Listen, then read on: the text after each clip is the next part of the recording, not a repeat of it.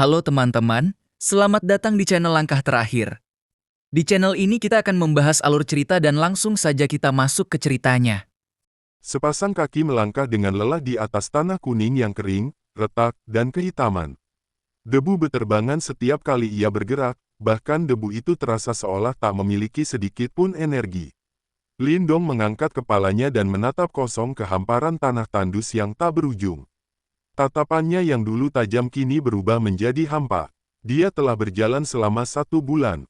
Selama sebulan penuh, yang dilihatnya hanyalah tanah tandus tanpa akhir. Warna kuning gelap yang suram terus terpantul di pupil matanya, seakan-akan bahkan warna matanya pun ikut berubah. Setelah berjalan selama sebulan, kulit Lindong menjadi layu dan menguning. Rambut hitamnya pun mengering dan berubah kusam. Dari kejauhan, ia tampak seperti orang yang sakit parah. Lindong menjilat bibirnya yang kering dan pecah-pecah, lalu mengangkat tangannya. Tangannya yang dulu ramping kini menjadi kasar. Ia mengepalkan tinjunya perlahan, namun kekuatan yang dulu ada kini telah memudar. Tanah tandus ini menyerap energinya. Lindong bisa merasakan bahwa setiap langkah yang ia ambil membuat energinya terus terkikis sedikit demi sedikit. Ia pernah mencoba duduk diam untuk menahan erosi itu, tetapi tidak berhasil. Ia tahu, jika energinya benar-benar habis, maka ia akan gagal dalam ujian ini, dan kitab suci sunyi agung akan mustahil didapatkan. Seperti yang kuduga, ini sama sekali tidak sederhana. Lindong tersenyum pahit. Ia menunduk, melihat sebatang rumput layu di kakinya, dengan bunga kering yang masih menempel. Ia membungkuk, menyentuhnya dengan jari, dan seketika bunga itu hancur menjadi debu, lalu terbawa angin. Namun, terlalu memalukan jika menyerah sekarang. Senyum tipis muncul di sudut bibirnya. Ia menarik napas, lalu menyeret langkah beratnya untuk terus maju. Di tempat lain di tanah tandus ini, seorang pria bertubuh kekar berdiri goyah sebelum akhirnya jatuh ke tanah. Tubuhnya layu, tanpa darah yang mengalir. Bintik-bintik cahaya mulai muncul dari tubuhnya, yang perlahan menghilang. Ekspresi keengganan dan kelelahan terpancar dari wajah retak Jiang Hao. Aku gagal. Beberapa saat kemudian, tubuhnya sepenuhnya berubah menjadi cahaya dan lenyap. Tanah itu kembali sunyi, sepi dan mati. 1 bulan di dalam tablet sunyi agung setara dengan 1 bulan di luar. Namun di luar, kerumunan masih memenuhi pegunungan. Bahkan semakin banyak orang berdatangan. Semua mata tertuju pada 5 pilar cahaya di depan tablet sunyi agung. Di dalamnya, 5 sosok duduk bersila, tak bergerak seperti biksu dalam meditasi. Chen Zhen, Wu Dao, dan yang lainnya mengamati dengan serius. Salah satu pilar cahaya mulai meredup. Jiang Hao telah gagal, kata Ying Xiao Xiao pelan. Tak lama kemudian, pilar cahaya itu hancur, dan tubuh Jiang Hao jatuh dengan wajah pucat. Chen Zhen menghela napas dan mengangkatnya dengan lembut. Mampu bertahan 1 bulan saja sudah cukup baik, ujar Wu Dao. Namun suasana semakin tegang. Setengah bulan berlalu, Fang Yun gagal, Song Zhou gagal, Pang Tong juga gagal. 4 dari 5 murid telah gugur. Hanya Lindong yang tersisa, bisik Ying Xiao Xiao.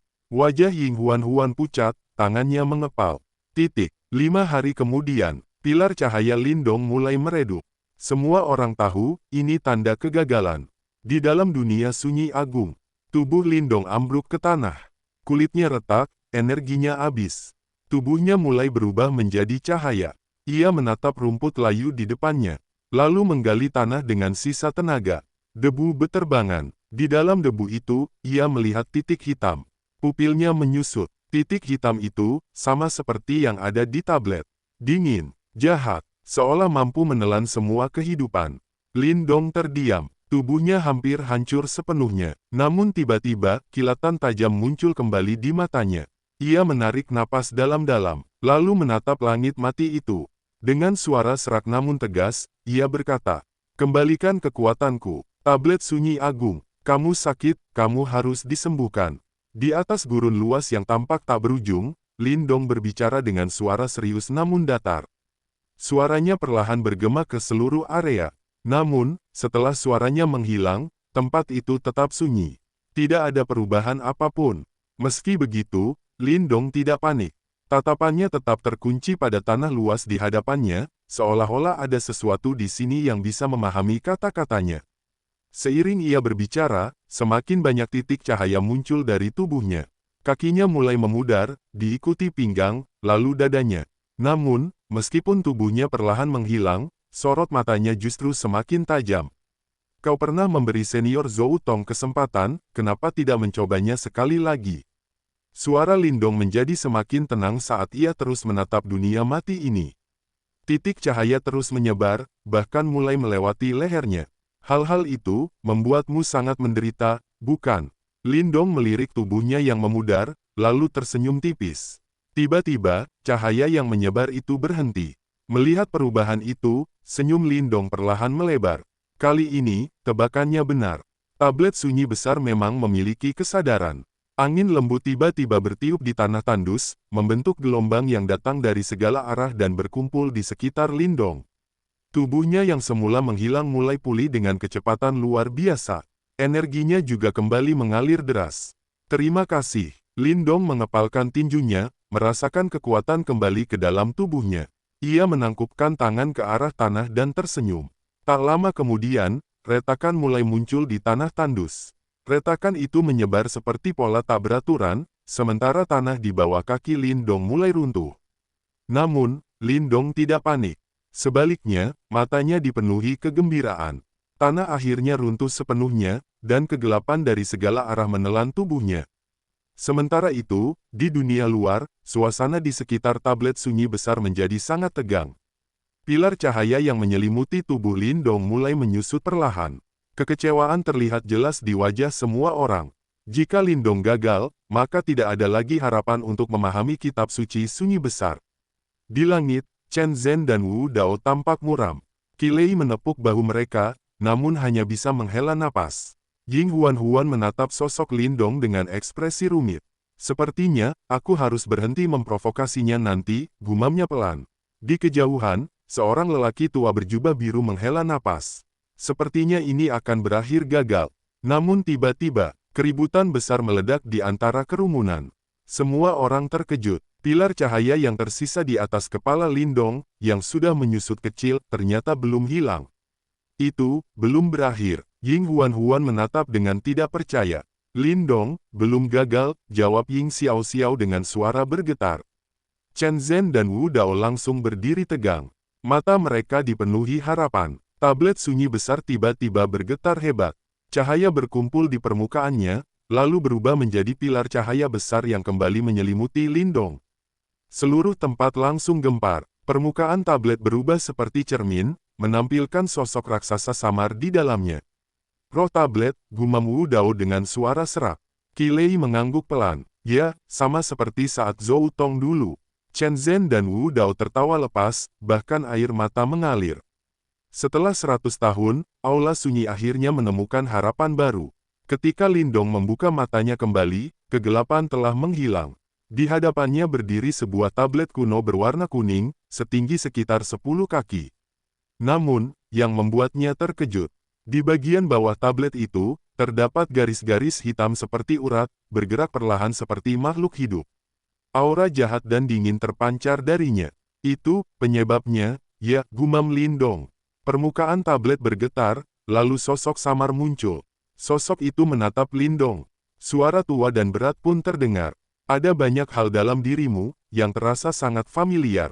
Mendengar itu, sudut mata Lindong sedikit berkedut. Dalam ruang yang sunyi, sudut mata Lindong sedikit berkedut setelah mendengar kata-kata dari tablet batu itu.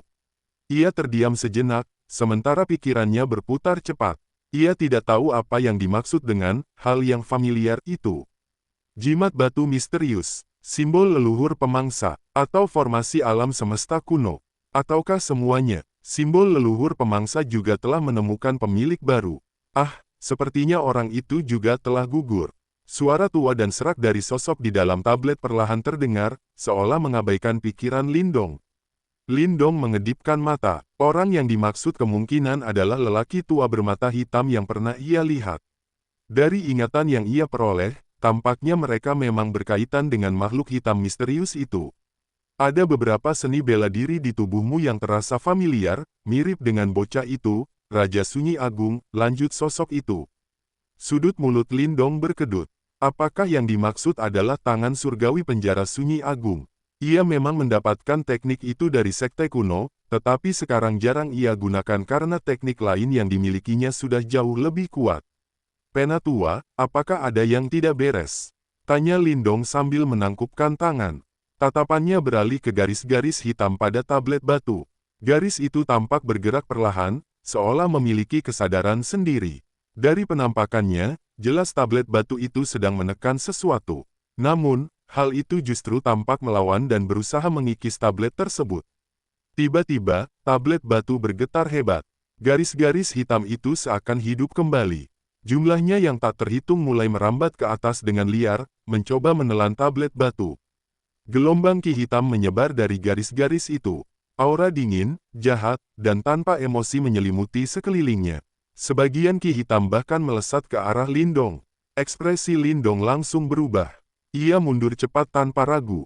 Meskipun hanya sedikit, ia tidak berani membiarkan ki hitam itu menyentuhnya. Bahkan tablet batu yang begitu kuat pun terluka parah karenanya, apalagi dirinya. Tablet batu itu bergetar sekali lagi. Cahaya kuning kuno memancar deras, menekan kembali garis-garis hitam itu dengan kekuatan luar biasa. Perlahan, garis-garis hitam itu terdesak turun. Namun, di saat yang sama, Lindong seolah mendengar tawa tajam yang menyeramkan. Tawa itu dingin dan jahat, membuat matanya menyusut. Garis-garis hitam itu benar-benar merupakan bentuk kehidupan. Setelah ki hitam di sekitarnya dilenyapkan, tablet batu kembali tenang. Penatua, benda apa itu? Tanya Lindong. Tablet batu terdiam sejenak, seolah berpikir. Tak lama kemudian, cahaya muncul di permukaannya dan berubah menjadi cermin batu. Di dalamnya, sebuah pemandangan muncul. Itu adalah daratan luas tanpa batas. Di tengahnya berdiri sebuah tablet raksasa, tablet sunyi agung. Di langit sekitarnya, banyak sosok manusia berdiri. Meski wajah mereka tak terlihat jelas, aura mereka menunjukkan bahwa mereka semua adalah ahli puncak. Tiba-tiba, sebuah retakan besar muncul di ruang yang jauh. Ki hitam yang mengerikan menyembur keluar. Langit seolah menangis. Cahaya jahat melesat dari dalam kabut hitam. Para ahli pun bergerak bersamaan, dan pertempuran dahsyat pun terjadi. Meskipun hanya sekilas, jantung Lindong berdegup kencang. Skala pertempuran itu terlalu besar untuk dibayangkan. Bahkan, ia melihat beberapa ahli jatuh dari langit. Makhluk yang keluar dari celah itu sangat menakutkan. Gambar terus berubah, hingga akhirnya fokus pada satu adegan. Tablet sunyi agung turun dari langit. Cahaya kuning kuno menyapu, menekan gumpalan ki hitam raksasa yang perlahan berubah menjadi sosok kabur. Di bawah tekanan itu, suara tajamnya melemah. Kemudian, tablet itu menghantam tanah. Bumi runtuh, dan makhluk itu tersegel di bawahnya. Setelah itu, daratan kembali menutup, seolah segalanya tidak pernah terjadi. Di akhir, sesosok manusia keluar dari tablet sunyi agung. Auranya mengguncang langit. Ia menatap ke bawah sejenak, lalu menghela napas sebelum berbalik dan menyerbu ke arah celah ruang. Gambar pun berhenti. Lindong terdiam lama, masih terkejut. Apa ada yang bisa aku bantu? Tanyanya akhirnya. Kau benar, aku memang sakit, ujar sosok di tablet. Sumbernya adalah hal yang kutekan itu. Tidak bisa dihancurkan. Itu hanya seorang raja. Jika aku berada di puncak kekuatanku, mungkin bisa. Tapi sekarang, tidak. Ia melanjutkan, sebelum dirimu, sudah ada yang datang. Namun tidak ada yang kembali. Lindong tersenyum pahit. Mereka senior sekteku, dan semuanya sudah gugur. Ia ragu sejenak sebelum berkata, aku punya beberapa benda. Jika bisa membantu, aku bersedia meminjamkannya. Tablet itu tertawa pelan. Aku merasakan seorang teman lama di dalam dirimu. Jimat batu misterius dalam tubuh Lindong bergetar ringan.